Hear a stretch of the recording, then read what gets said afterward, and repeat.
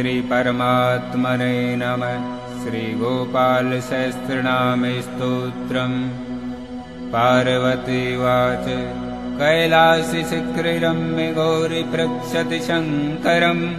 ब्रह्माण्डाखिलनाथस्त्वं सृष्टिसंहारकारके तौ मे विपूजयसि लोकै ब्रह्मा विष्णुसुरादिभिः नित्यं पठसि देवेश तस्य स्तोत्रं महेश्वर। आश्रमिदमत्यन्तं जायते मम शङ्कर तत्प्राणेश महाप्राज्ञ संशयं छिन्दि शङ्कर। श्रीमहादेव उवाच धन्यासि कृतपुण्यासि पार्वती प्राणवल्लभे रहस्यातिरहस्यं च यद् पृच्छसि वरानने। स्त्री स्वभावान् महादेवी पुनस्तं परिपृच्छसि गोपनीयं गोपनीयं गोपनीयं प्रयत्नः। दत्ते च सिद्धानि स्यात्स्मादतनीं गोपयेत् इदं रहस्यं परमं पुरुषार्थप्रदायकम्। धनरत्नोक्यमाणिक्यतुरङ्गं गजादिकं ददाति समणादेव महामोक्षप्रदायकम्। तत्तेऽहं सम्प्रवक्ष्यामि शृण्वस्वावहिता प्रिये योऽसो निरञ्जनो देवश्चित्स्वरूपी जनार्दन। संसारसागरोत्तारकारणाय सदा नृणां श्रीरङ्गादिरूपेण त्रैलोक्यं व्यापतिष्ठति। ततो लोका महामूढा विष्णुभक्तिविवर्जितः निश्चं नाधिगच्छन्ति पुनर्नारायणो हरि। निरञ्जनो निराकारो भक्तानां प्रीतिकामद वृन्दावनविहाराय गोपालं रूपमुद्वहन्। मुरलीवादनाधारी राधाय प्रीतिमावहन् अंशासे विस्मुन्मेलरूपूर्णकलायुत। श्रीकृष्णचन्द्रो भगवान् नन्दगोपवरो दत्त धरणीरूपिणी माता यशोदानन्ददायिनी। द्वाभ्यां प्रयाचितो नाथो देवक्यां वसुदेवतः ब्रह्मणाभ्यर्थितो देवो दैवैरपि सुरेश्वरी।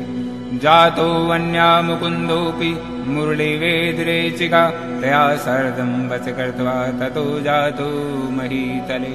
संसारे सारे सर्वस्वं श्यामलमहदुज्ज्वलम् एतज्ज्योतिरं वेदं चिन्तयामि सनातनम्। घोरतेजो विनायस्तु श्यामतेज समर्चेत् जपेद्वा ध्यायेति वापि से भवेत् पातकी शिवे। से ब्रह्माः सुरापि च स्वर्णस्ते च पञ्चमः एतैर्दोषे विलेपेत् तेजो वेदान् महेश्वरी। तस्मात् ज्योतिर्भूद्वेदा राधा माधव रूपकम् तस्मादिदं महादेवी गोपालेन भासितम्। दुर्वाससो मुनिर्मोहि कार्तिक्यां रासमण्डले ततः पृष्ठवती राधा सन्ध्यं वेदमात्मने। निरञ्जना समुत्पन्नं मयाधीतं जगन्मयि श्रीकृष्णेन तत् प्रोक्तं राधाय नारदाय च। ततो नारदत सर्वं विरला वैष्णवा तदा खलु जानन्ति देवेशि गोपनीयं प्रयत्नः। शठाय कृपण्णायात् दाम्बिकाय सुरेश्वरी ब्रह्महत्यां वाप्नोति तस्मात् तेन गोपयेत्।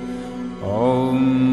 अस्य श्रीगोपाल सहस्रनाम स्तोत्रमन्त्रस्य श्रीनारद ऋषि अनुष्टुप् श्रीगोपालो देवता कामो बीजं मायाशक्ति चन्द्रकीलकं श्रीकृष्णचन्द्रभक्तिरूपफलप्राप्ति श्रीगोपाल सहस्रनाम जपे विनियोगः। ॐ ऐं क्लीं बीजं श्रीं ह्रीं शक्तिः श्रीवृन्दावननिवासकीलकं श्रीराधाप्रियं परं ब्रह्मेति मन्त्रः धर्मादिचतुर्विधपुरुषार्थजपे विनियोग। ॐ क्लामङ्गुष्ठाभ्यां नमः। ॐ क्लीं तर्जनीभ्यां नमः। ॐ क्लीं मध्यमाभ्यां नमः। ॐ क्लीं अनामिकाभ्यां नमः। ॐ क्लीं कनिष्ठकाभ्यां नमः। ॐ कलयकर्तलपृष्ठाभ्यां नमः।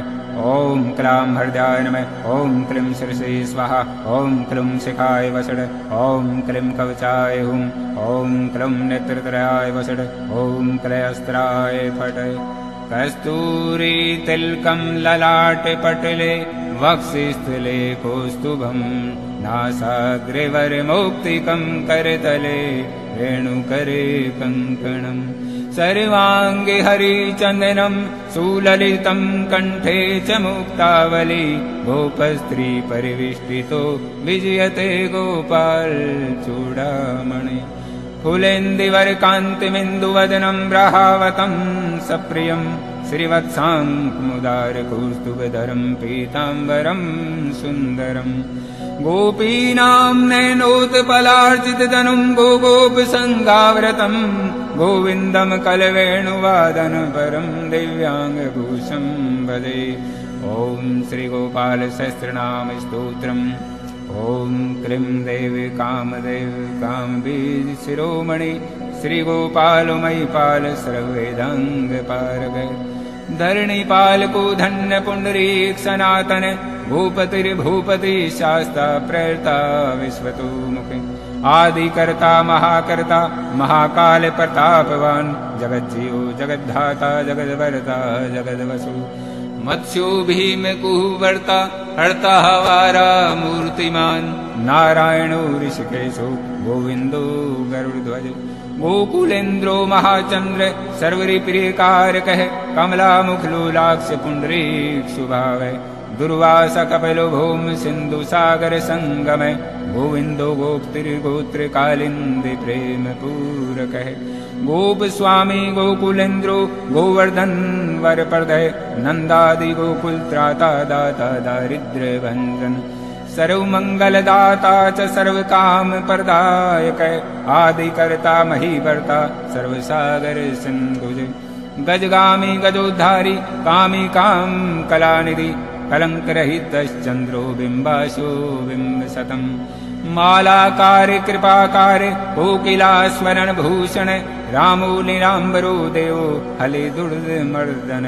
सहस्राक्षपुरी भेता महामारी विनाशन शिव शिव तमो भेता बलाराती परपूजक कुमारी वरदाई च वर्णो मीन केतन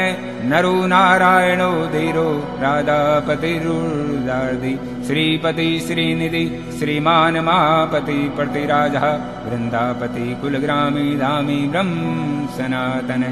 रेवती रमणो रामश्चंचल चारुलोचन रामायण शरीरोऽयं रामी राम श्रियपति सर्वर सर्वरी सर्व सर्वद शुभदायक राधा राधितो राधी राधा चित्त परमोदक राधा रति सुखोपेतो राधा मोहन तत्पर राधा वशीकरो राधा हृदयाम्भोज खड्गपद राधा लिंगन सम्मोह राधा नर्तन कौतुके राधा संजात संप्रीदे राधा काम फल प्रदय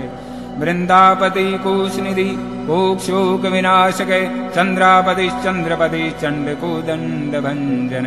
रामो दाशरथी रामो भृगुवंश समुद्भव आत्मा रामो जीत क्रोधो मोहो मोहान्ध भंजन वृषभानुर्भव भावे काश्यपी करुणानिधि ओला हलो हली हाली हेली हलदर प्रिय राधा मुखाब्ज मार्तंडो भास्करो रविजो विधु विधिर्विधाता वरुणो वारुणो वारुणी प्रिय रोहिणी हृदयानंदी वसुदेवात्मजो बलि नीलांबरो रोहिण्यो जरासंध वदो अमल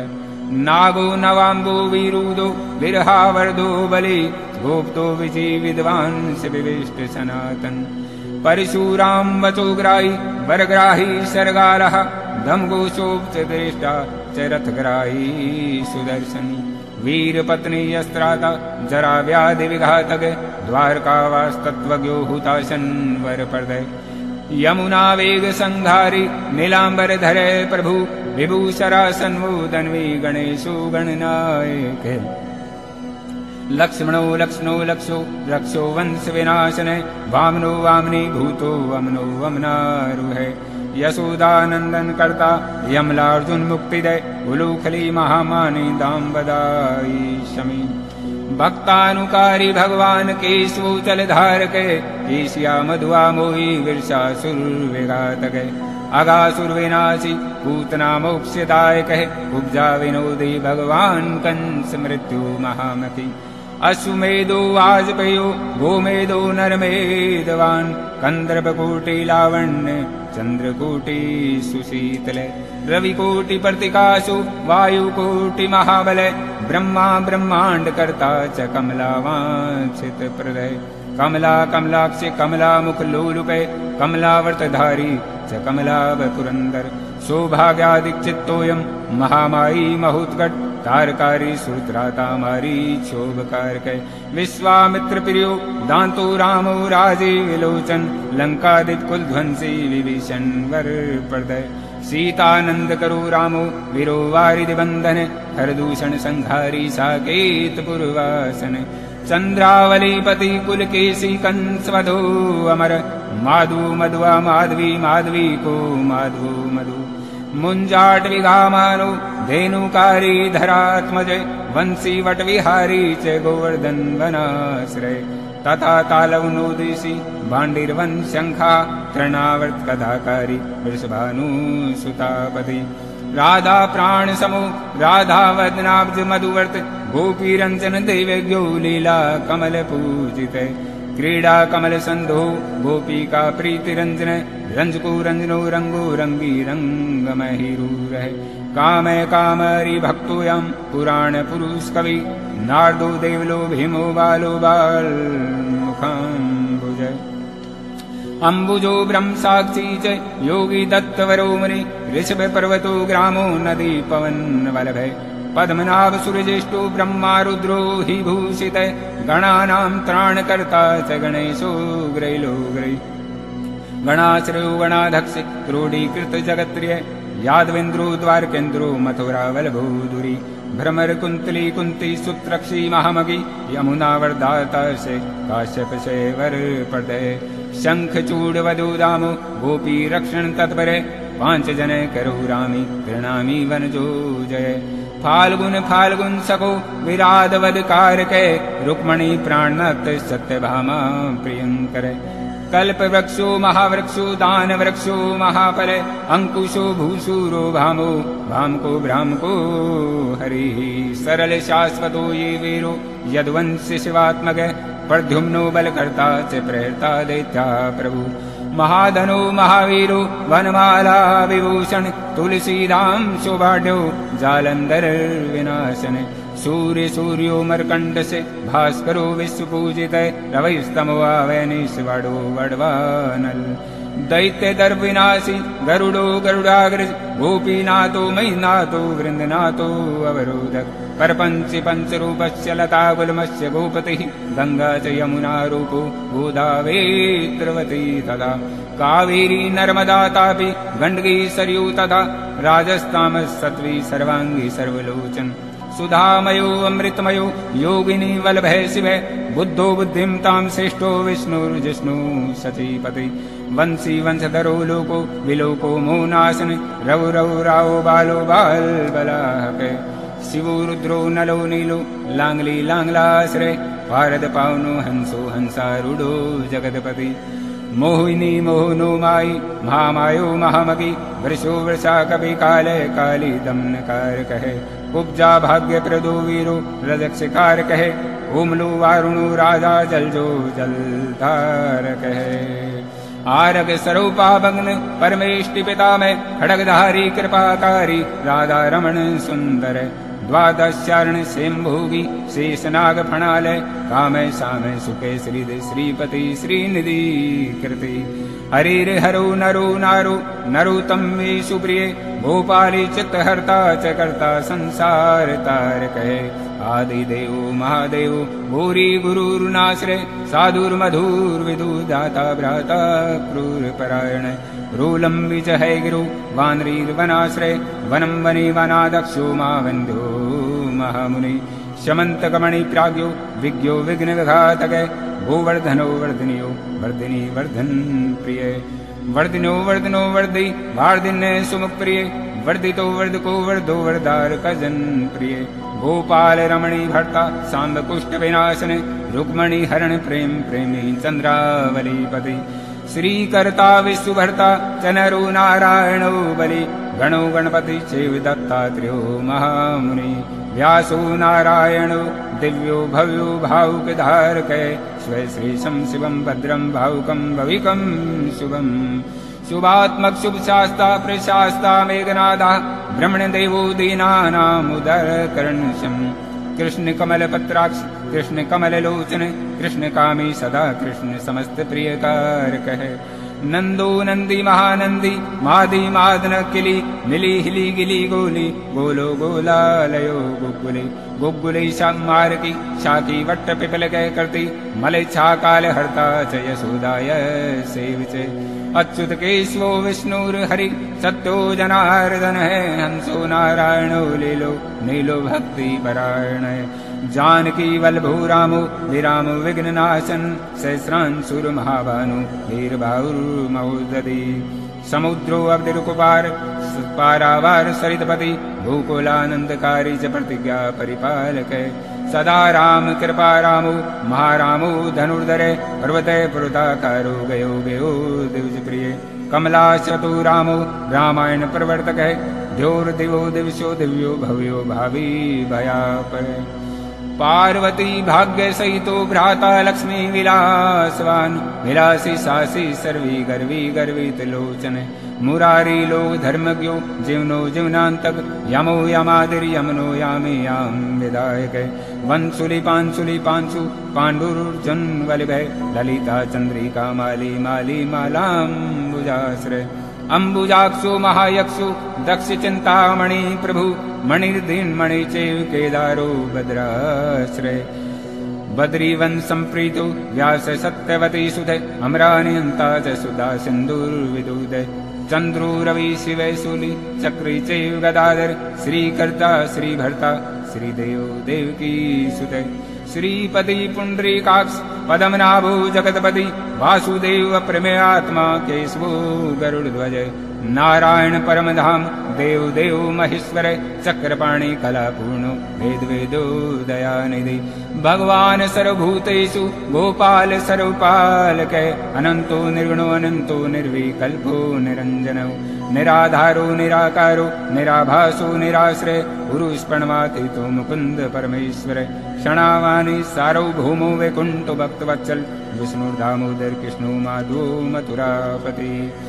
देवकी गर्भ संभूतो यशोदावत्सलो हरि शिव शंकर्षण भूशंभुर्भूतनादो दिवस्पति अव्यय सर्वधर्मज्ञो निर्मलो निरुपधर निर्वाण नायको नित्यो निर्जमुत्सन्निभय कलाक्षज सर्वज्ञ कमलारूप तत्पर ऋषिकेश पीतवासो वसुदेव प्रियात्मज नंद गोप कुमारार्यो नवनीताशन प्रभु पुराण पुरुष श्रेष्ठ शंखपाणि सुविक्रम अनिरुद्ध चक्ररथ सार्ग पाणि चतुर्भुज गदाधर सुरार्तिघ्नो गोविंदो नंद का युद्ध वृंदावनचारि शौरिर्वेणुवाद विशारद कर्णावर्तांत को भीमो सासो भौ विक्रम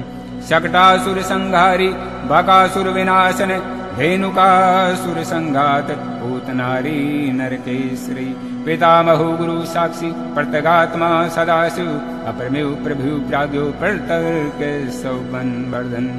धन्यो मान्यो भौ भाव धीर शांति जगत गुरु अंतर्यामीश्वरो दिव्यो दिव्यो देवता गुरु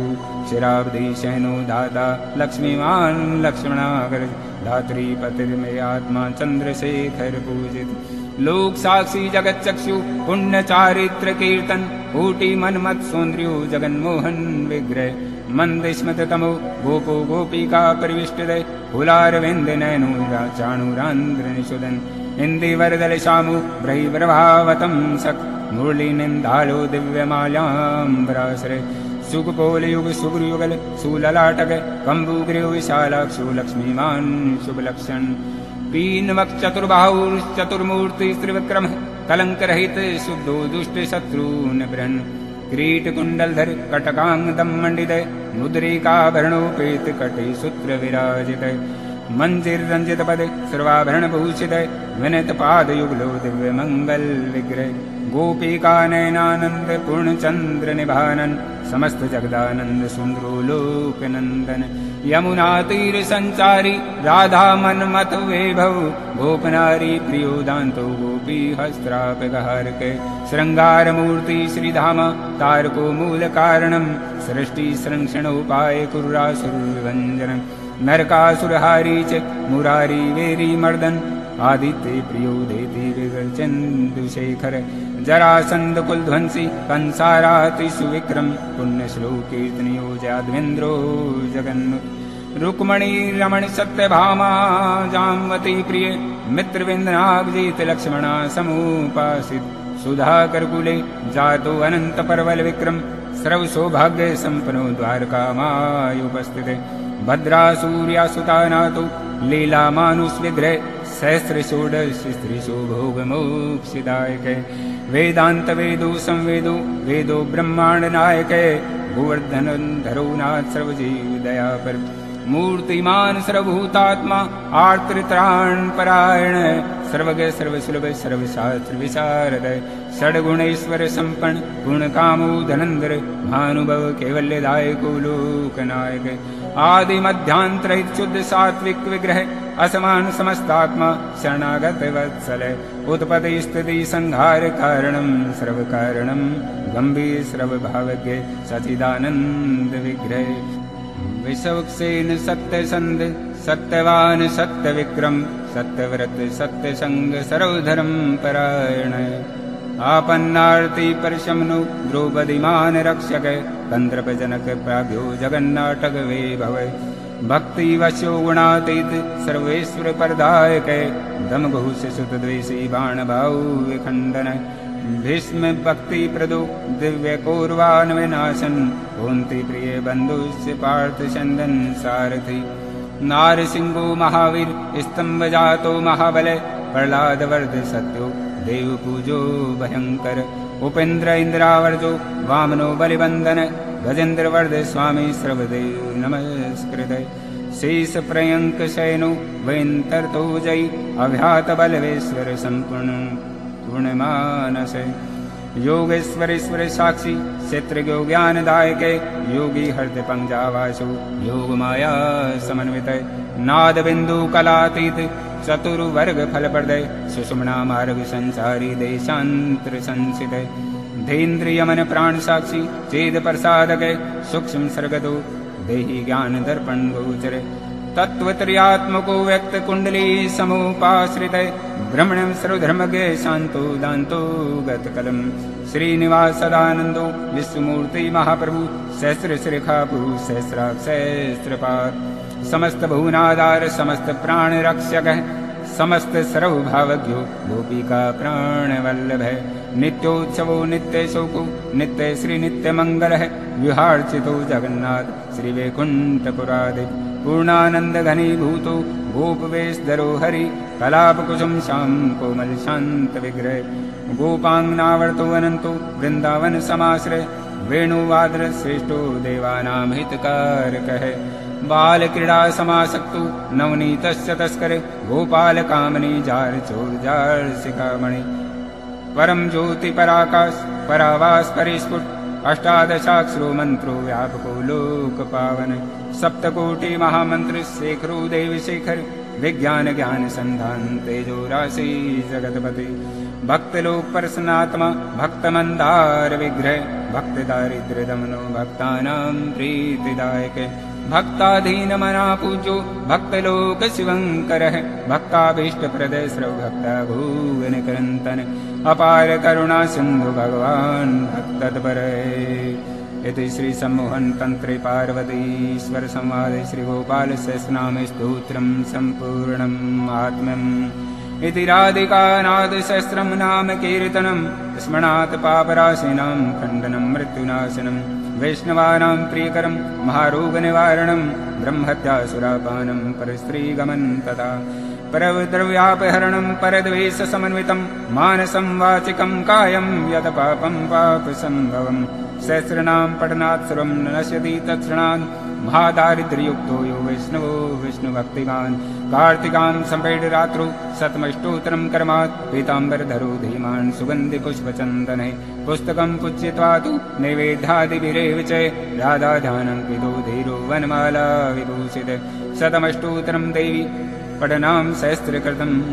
तुलसीमाला युक्तो विष्णुः भक्तितत्पर रविवारे च शुक्रे च द्वादशां श्राद्धवासरे ब्राह्मणं पूजयित्वा च भोजयित्वा विधानतः ये पठेत् विष्णुः नित्यं स याति हरिमन्दिरं कृष्णेनोक्तं राधिकायै मयि प्रोक्तं पुरा शिवे नारदाय मया प्रोक्तं नारदेन प्रकाशितं मया तवीवरारोहि प्रोक्तमेतत् सुदुर्लभम्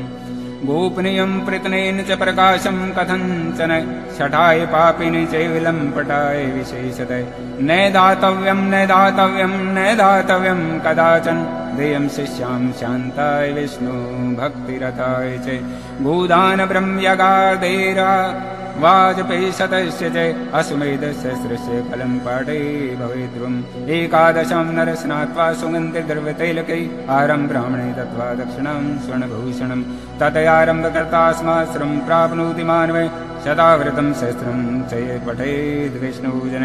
श्रीवृन्दावनचन्द्रस्य प्रसादात् सर्ववाप्नुयात् यदग्रे पुस्तकं देवी पूजितं चैतिष्ठति न मारी न च दुर्भिक्षं नोपसर्गभयं क्वचित् सर्पादिभूतयक्षादः नश्यन्ति नात्र संशय श्रीगोपालो महादेवस्य तस्य गृहे सदा गृहे यत्र सहस्रं च नाम्ना तिष्ठतिं पूजितं बोलो कृष्ण भगवान की जय। भगवान कृष्ण में आपके चरणों में विक्रम शर्मा गोपाल सहस्रनाम की स्तुति अर्पण करता हूँ। बोलो कृष्ण भगवान की जय।